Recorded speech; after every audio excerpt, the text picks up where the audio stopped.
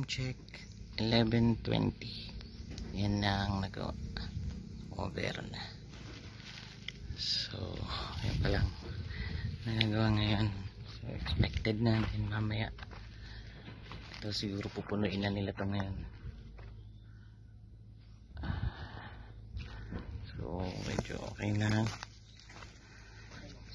Yan pa lang nagagawa ngayon. So maya expected natin na mahinga sila kasi break time. Dalawa lang sila kaya medyo mabagal ang gawa. Pero okay na, at least hindi nasasayang yung araw na nagagawa sila. So masyadong wala pa masyadong improvements.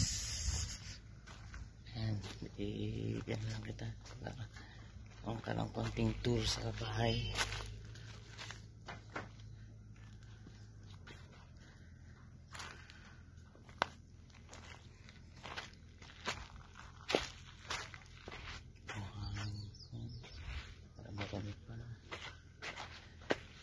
Okay.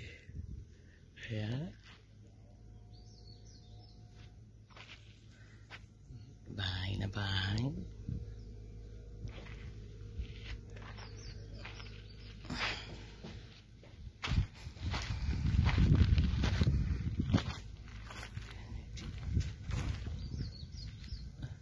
Ginagawa ngayon yung traktor ngayon.